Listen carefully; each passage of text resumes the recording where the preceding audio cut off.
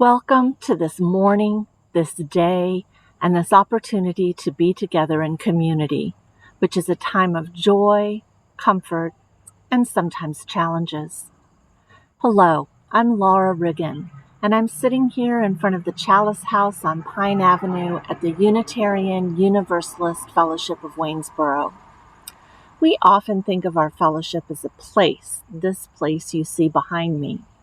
But if there's anything we've learned in the last 6 months of our virtual life together, it is that UUFW is much more about the people than the place. This UU congregation is a group of people with whom we gather to learn more about being human. We're not here because we figured out all of life's answers or because we think we've got it right. We come here, or to our virtual services and now our virtual community, to learn more about being in relationship together, how to listen, how to forgive, how to be vulnerable, and how to create trust and compassion in one another. This fellowship is a welcoming congregation to people of all sexual orientations, and we unconditionally welcome any and all of you to our community of mutual caring. Let us move into worship willing to be authentic with each other, honest within ourselves, and open to connection in all its forms. We light our flaming chalice to illuminate the world we seek. In the search for truth, may we be just. In the search for justice, may we be loving. And in loving, may we find peace.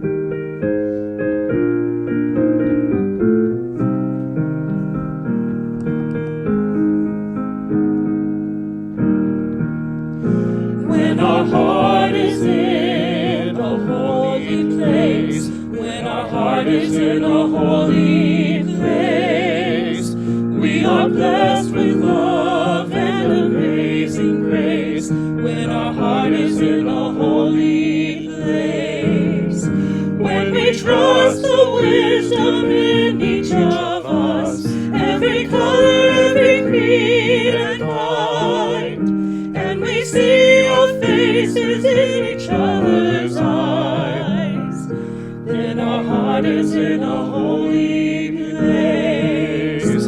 When our heart is in a holy place, when our heart is in a holy place, we are blessed with love and amazing grace. When our heart is in a holy place, when we tell a story from deep inside, and we listen with a loving mind, and we hear our voices in each other's words, then our heart is in a holy place. When our heart is in a holy place, when our heart is in a holy place, we are blessed with love and amazing grace. When our heart is in a holy place, when we share the silence of sacred space, and the God of our heart stirs within, and we feel the power of each other's faith,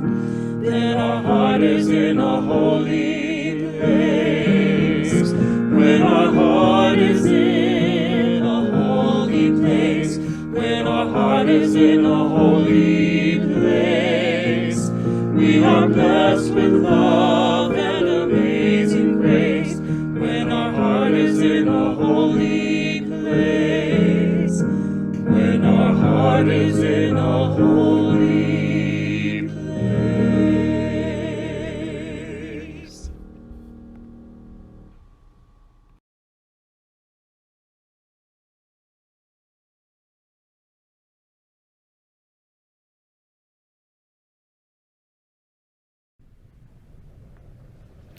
I am so grateful that Paul invited me to come and be with you today. I wish it could be in person, and I'm sure we all wish we could worship in person. Let us enter into a time of prayer and meditation. Spirit of life, ground of our being, source of our loving, be with us now as we come together in worship. Even though we are separated and cannot be together, let us know that we are one people united by our faith and by our compassion for all living beings.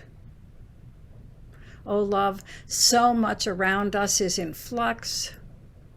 There is so much suffering in our world. Help us remember the beauty and goodness and holiness of life. Help us be strong and resilient, vulnerable, that we may face our challenges with open minds and loving hearts.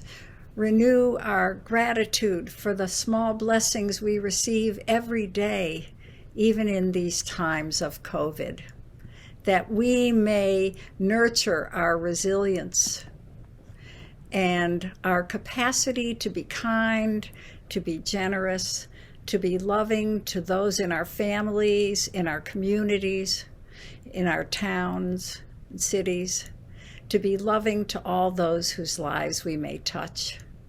So may it be. Blessed be. Amen. In every life, there is a mix of the good and the bad, things to celebrate, and things that bring us stress, sorrow, pain. Let us hold these unspoken personal joys and sorrows together quietly in our hearts.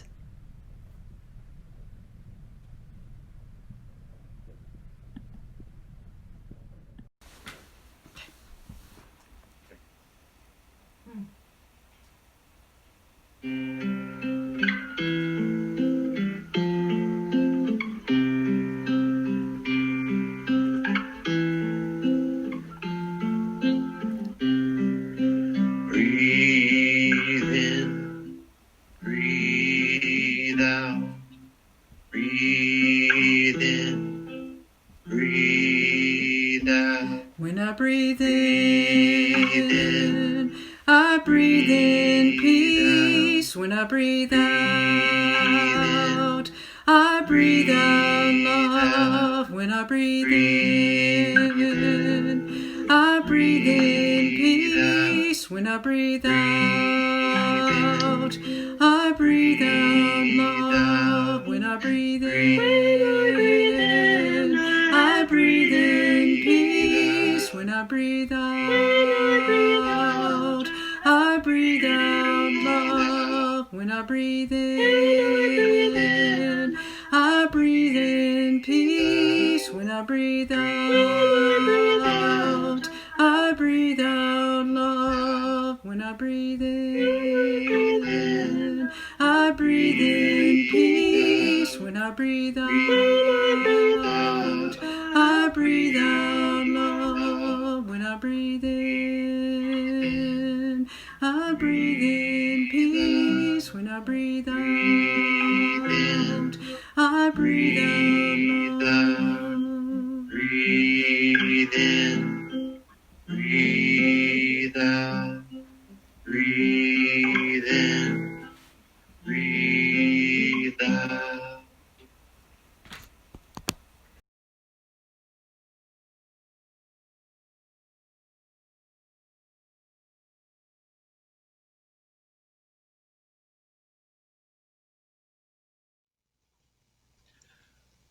Our reading is from 1 Corinthians, part of the Christian Scriptures. It is a 1st century CE letter from St. Paul to the church in Corinth, Greece. It was either co-authored or scribed by Sosthenes, a leader in Corinth. 1 Corinthians 13, the love chapter. If I speak in the languages of humans and of angels, but do not have love, I am a noisy gong or a clanging cymbal. And if I have prophetic powers and understand all mysteries and all knowledge, and if I have all faith so as to remove mountains, but do not have love, I am nothing. If I give away all my possessions, and if I hand over my body so that I may boast, but do not have love, I gain nothing. Love is patient. Love is kind. Love is not envious or boastful or arrogant or rude. It does not insist on its own way. It is not irritable or resentful. It does not rejoice in wrongdoing, but rejoices in the truth. It bears all things, believes all things, hopes all things, endures all things. Love never ends. But as for prophecies, they will come to an end. As for tongues, they will cease. As for knowledge, it will come to an end. For we know only in part, and we prophesy only in part. But when completion comes, the partial will come to an end. When I was a child, I spoke like a child, I thought like a child, I reasoned like a child. When I became an adult, I put an end to childish ways. For now we see indirectly, but then we will see face to face. Now I know only in part.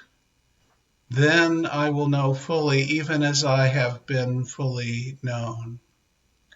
And now faith, hope, and love abide, these three, and the greatest is love.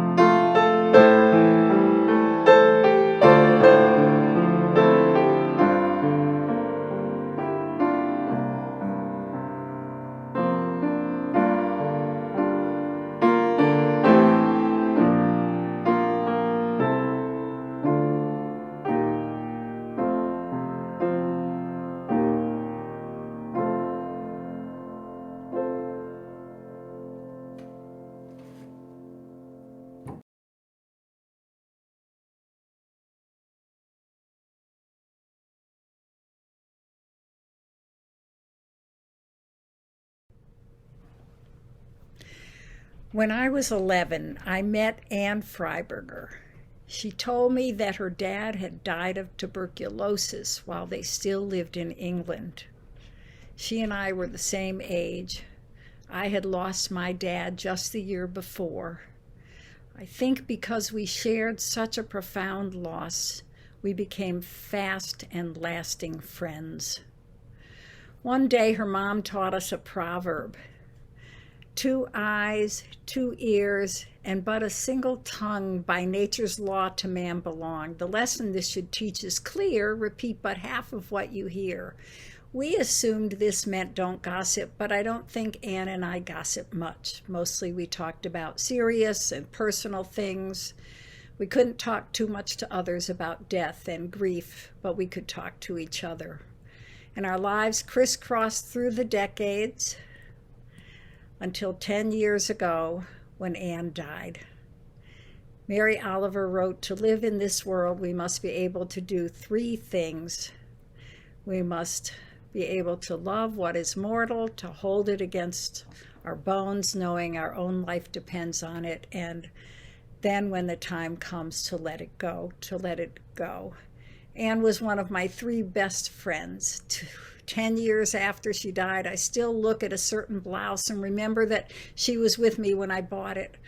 I am so grateful for that love that still lives in my heart. Our opening reading was based on the letter to Corinth. Paul wrote 1 Corinthians. And this was verse 13. "If I speak in the tongue of angels and do not have love, I am a resounding gong or a clanging cymbal." And then the chapter ends, "And now these 3 remain: love, faith, hope, and love, but the greatest of these is love." Well, experience tells me love doesn't always remain. In this case, love does abide. Another love story. In 1994, my daughter Kim and I took a rare vacation to Cape May, a Victorian town at the southern tip of the New Jersey shoreline. She was 33, married, 5 months pregnant. And I remember we were walking on the beach and I was carrying the news I had received in a phone call that morning. My grandma Gakis had died. She was my step-grandma, but the only one I ever knew. Grandpa and my mom and uncle had already passed years before, and after Mom died, I became the reliable and loving granddaughter to my grandma. I called her often and visited when I could.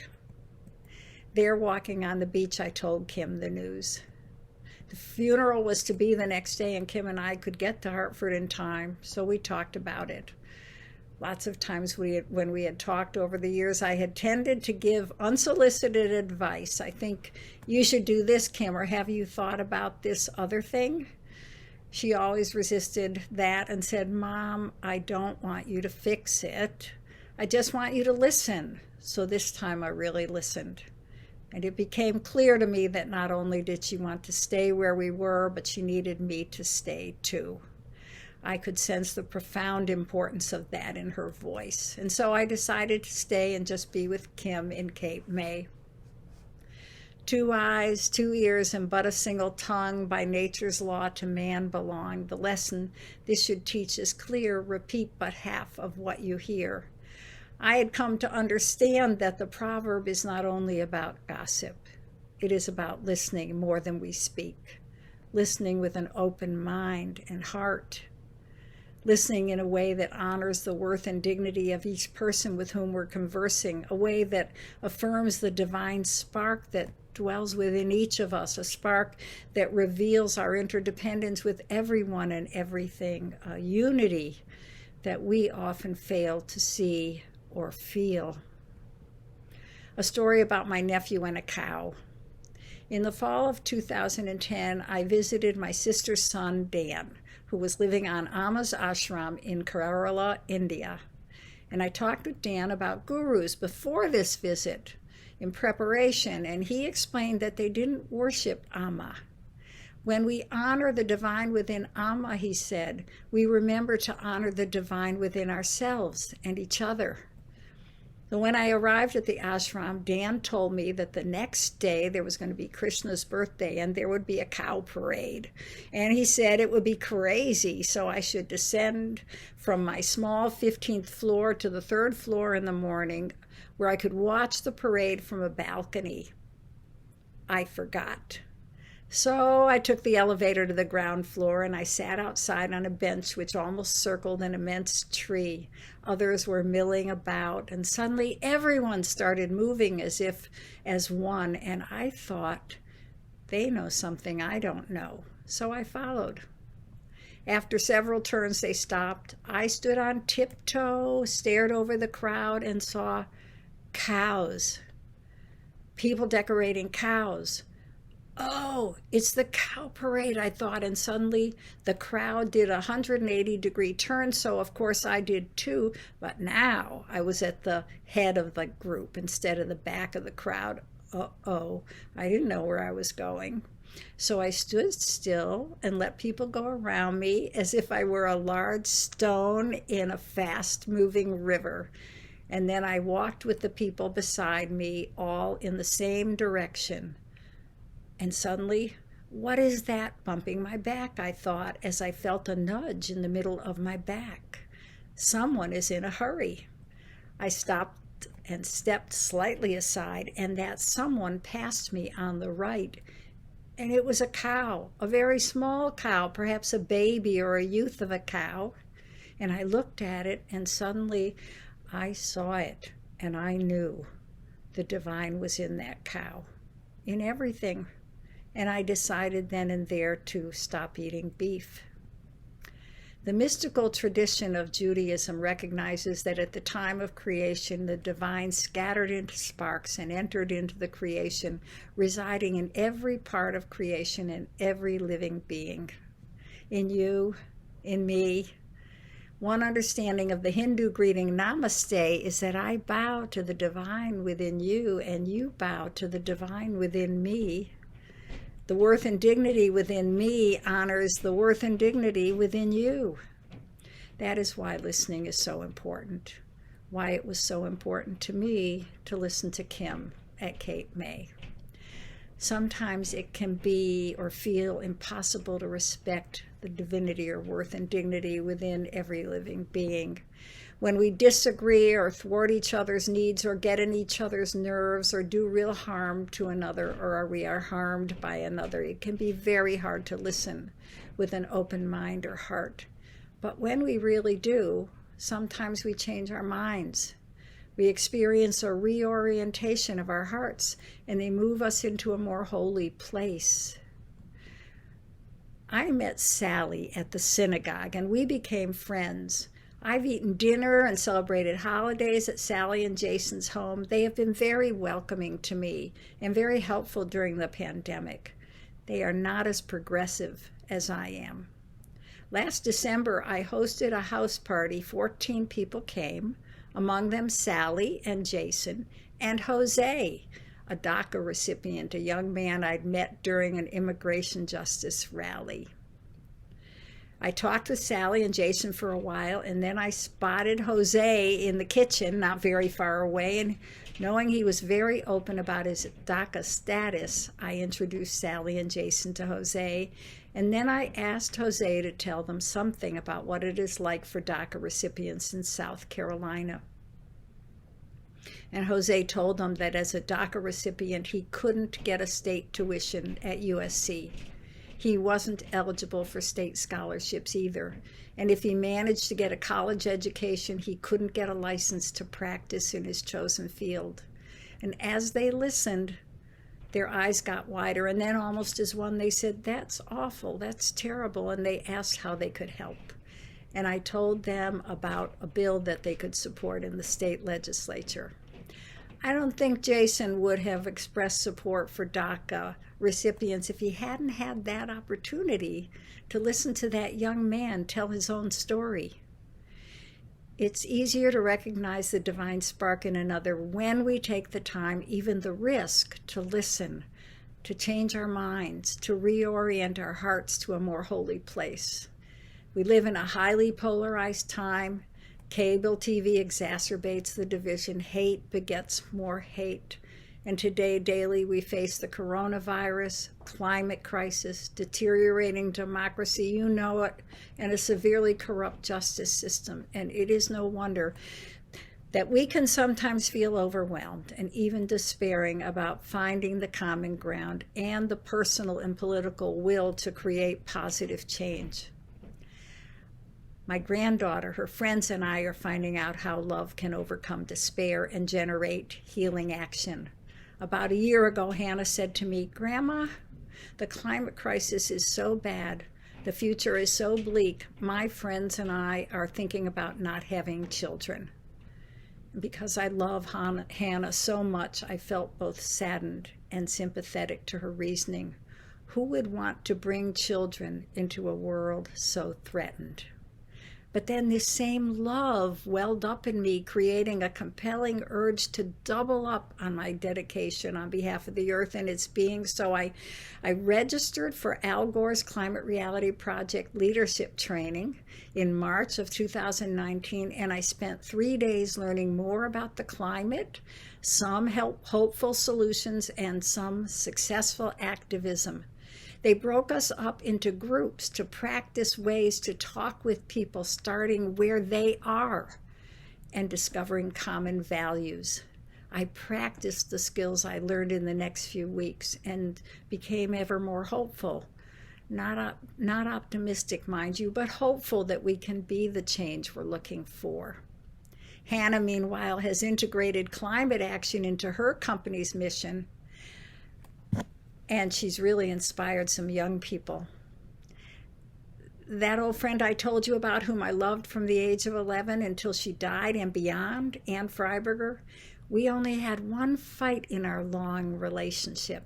One time I visited Ann and Mark for a week. She had things she needed to do, and I had a lot on my plate too, but I didn't pay enough attention to our friendship during that week. I disappeared after meals to my room without even seeing if they would like to spend some time talking. I took them for granted. There was a storm. I had to stay an extra 2 days, and then I went home. I didn't realize what I'd done, but Anne stayed out of touch with me for 6 months. And what conversation we had was stilted. And then finally I asked what was wrong, and I listened. This time I really listened, and she told me they felt taken advantage of, our friendship not honored. I had been oblivious, and I was sorry. And I said so, and we made up. One of love's biggest challenges sometimes is remembering to listen, disciplining ourselves to listen, to hear another's feelings and needs, and to share our own. Listening like that takes going beneath the surface of appearance or assumptions. Sharing our own stories takes courage. All of it takes looking for that spark of divinity, honoring it in ourselves and others, making room for our own and others' feelings and needs, honoring the ways we are similar, respecting our differences and learning from each other, respecting and loving ourselves as we respect and love our neighbors. And who are our neighbors? Every being on the earth. Every being on the earth. We need to make decisions that will prioritize justice, which is love in public. We need to use our voice, our bodies, and our votes for the future our children and grandchildren and future generations deserve. We need to hone those skills if we want to build new ways of living together as people, as communities, as a community of nations, as beings of the earth. And so may it be, and so may we be. Amen. Our benediction begins with the words of Mother Teresa. She wrote, "Love cannot remain by itself. It has no meaning. Love has to be put into action, and that action is service. Whatever form you are, able or disabled, rich or poor, it is not how much you do, but how much love you put into the doing, a lifelong sharing of love with others." May our lives be like that.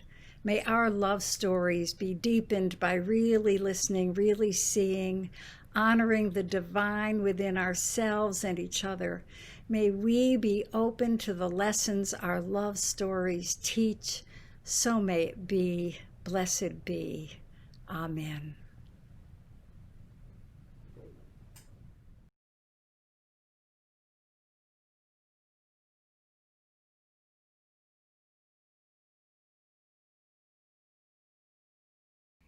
Please join me in singing hymn number 131, Love Will Guide Us.